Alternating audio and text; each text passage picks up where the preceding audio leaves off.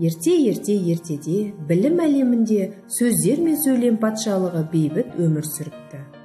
Бұлардың бейбіт өмірін көре алмаған зұлым вирус сөйлемнің сөзден маңызды екендігін айтып, араға алауыздық тудырып, соғыс өртін ушықтырды. Арада хаос басталды. Сөздер мен сөйлемдер араласып, тыныс белгілері өз орындарын жоғалтып шатаса бастады. Осыны пайдаланған вирус барлық әлеуметтік желілерге сөздер патшалығының атынан фейк үндеу жариялады. Ол үндеуде: соғыс, жойылсын патша, жасасын сөздер патшалығы, сөйлемдер патшалығы жойылсын, патшаны тақтан тайдырған білім әлеміне сауатсыздық әкелген вирус патша жасасын, сауаттылық жойылсын, сауатсыздық мәңгілікке. Бұны көрген ғұлама Пунттум ортадағы алауыздықты жою үшін керемет айла ойлап табады. Ол қандай амал екен? Пунттум фейк үндеудегі тыныс белгілердің орнын ауыстырады. Ал енді біз де осы тыныс белгілерінің орнын ауыстырып көрейік.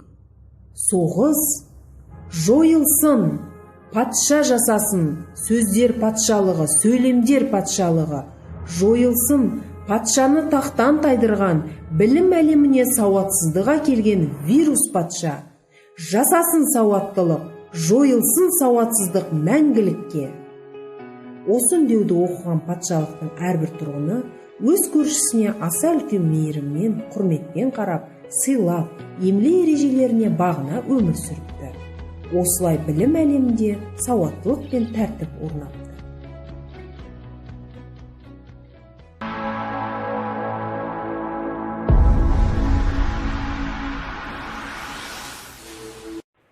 Мәтінді тыңдайық. Батыр бол. Қызық кино болды. Ұшқыштар жайында. Кинодағы ағаның батырын-ай, ұшағымен құстай құлдырап қорықпай ұшты. Ұзақ ұшты. Аударылса да құламайды. Ұшағы жанса да жыламайды. Неткен өжетті. Батырлар солай. Әлкен әбден риза. Шешесіне бәрін айтқанша асық. Құлыным-ай, мұнша не болды? Әлкеннің айтпағы тіпті басқа. Мама, батыр болайын ба, а? Болайынша, а? Шешесі елжіреп, шөп еткізіп сүйіп алды. Арманыңнан айналайын. Бола ғой күнім. Әлкен қуанғанынан айқайлап әжесіне қарай жүгірді. Алақай, әже, мамам батыр бол деді. Әлкеннің шешесін бақытты сезім толқытты. Өйткені ол болашақ батырдың анасы емес пе? Жақау Дәрімбеков. Дескриптор бойынша тыңдаған мәтіннің негізгі тұстарын белгілеп аласыздар. Соған сүйеніп, мазмұнын айтасыздар. Сабақтың тақырыбы сөз таптары. Қазақ тілінде 9 сөз табы бар. Зат есім, сын есім, сан есім, есімдік, етістік, үстеу, еліктеу сөздер, шылау, одағай. Оқулығымызды ашамыз. 75-ші жаттығу. Мәтін берілген. Бейбітшілікті қорғаушы армия жер жүзіндегі ең әділетті армия. Мен осындай армияның солдаты болғанымды мақтан етемін. Мен де адамын, жаралған сүйек еттен. Арым бар, намысым бар жер тербеткен. Қазақтың қарапайым бір ұлымын, жанымды арым үшін құрбан еткен. Балаларыма, немерелеріме айтар жалғыз тілегім, отанды сүйер ұлан болыңдар. Өз отаныңа лайықты азамат болып өсіңдер. Бауыржан Момышұлы. Дескриптор бойынша мәтінді оқисыздар. Жіктелген зат есімдерді бір бөлек, септелген зат есімдерді бір бөлек жазасыздар. 76-шы жаттығу. Сөздер берілген. Дескриптор бойынша сөздерді оқисыздар, артық сөздерді табасыздар, артық болу себебін айтасыздар. Мысалы, мен, біз, қыстыгүні, өзі, кім. Бұл жерде артық сөз қыстыгүні, себебі басқа сөздердің барлығы есімдіктер.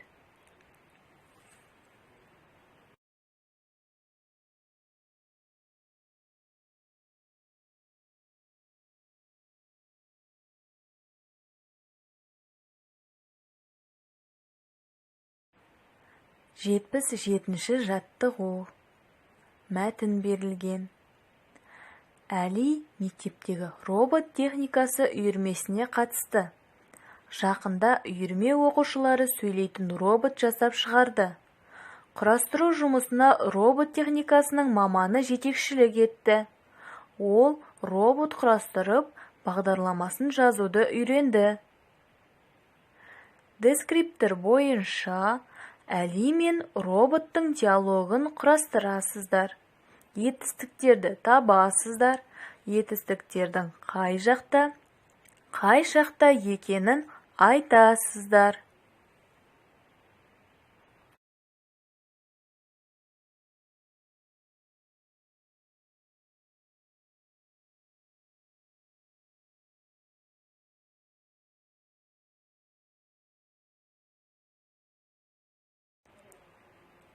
Шығармашылық үзіліс. Тапқыш ойыны. Ойынның шарты: берілген кестеден әр сөз таптарына қажетті сөздерді теріп жазу. Берілген сөз таптары: зат есім, етістік, сан есім, сын есім.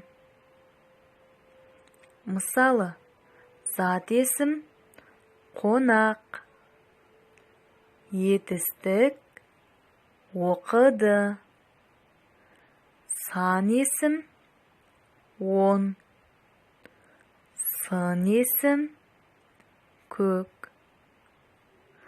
Қалғандарын өздеріңіз жалғастырыңыздар.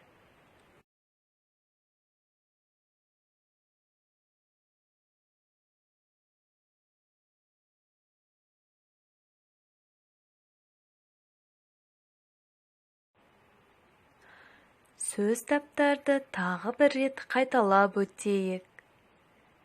Қазақ тілінде 9 сөз табы бар.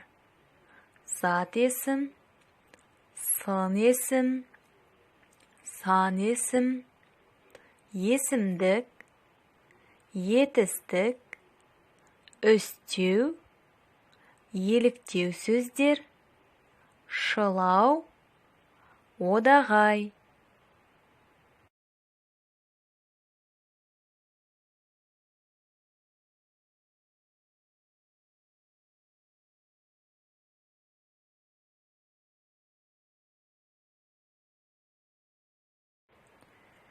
Үйге тапсырма.